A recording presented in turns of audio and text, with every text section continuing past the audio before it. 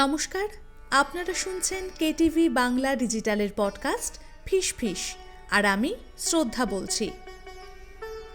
একটা জায়গা যেখানে একবার ঢুকে পড়লে পথ ভুলে যাওয়াটা একেবারে স্বাভাবিক।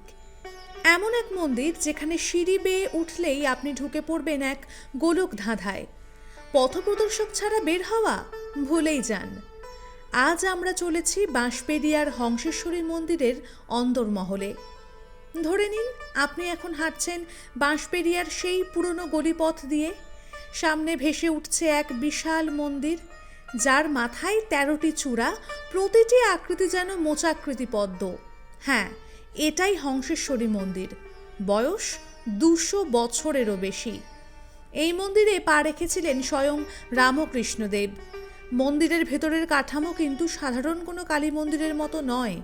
পুরো মন্দিরটাই তৈরি হয়েছে তন্ত্র সাধনার প্রতীক কুলকুণ্ডলিনী তত্ত্বকে ভিত্তি করে। এই মন্দির তৈরি করতে রাজা নৃসিংহদেব উদ্বুদ্ধ হয়েছিলেন বেনারস থেকে, তার তন্ত্রচর্চাকালীন সময়ে। ৫টি সিঁড়ি, ৫টি নারী আর ৬টি চক্র, এই ভাবনাকেই প্রতিফলিত করে হংসেশ্বরী মন্দিরের স্থাপত্য। রাজা নৃসিংহদেব শুরু করেছিলেন কাজ, কিন্তু শেষ করে যেতে পারেননি। তার স্বপ্ন পূরণ করেন রানী শঙ্করী। নির্মাণে ব্যবহার হয়েছিল রাজস্থানের কারিগর আর চুনারের পাথর। মন্দিরের গর্ভগৃহে পাথরের বেদির ওপর বসে আছেন দেবী মা, এক পা ভাঁজ করে আর এক পা মহাদেবের বুকে। ৪ হাতে ধরেছেন খড়গ, নরক, মুণ্ড, অভয় মুদ্রা আর শঙ্খ। দেবী নির্মিত নিম কাঠে, আর মহাদেবের মূর্তি পাথরের। প্রতিদিন শান্তরূপে পুজো হয় মায়ের, কিন্তু কালী পুজোর দিন সন্ধ্যাবেলায় বদলে যায় রূপ। মা হয়ে ওঠেন রুদ্ররূপী, পরে আবার ফিরে আসে সেই মৃদু মায়াবী রূপ। হংসেশ্বরী মন্দির শুধু ধর্ম নয়, তন্ত্র, বিজ্ঞান, স্থাপত্য আর ইতিহাসের এক বিস্ময়কর সংমিশ্রণ। এখানে ছিল একসময় পশু বলির রীতি। ২০২৩ সাল থেকে তা বন্ধ করা হয়েছে।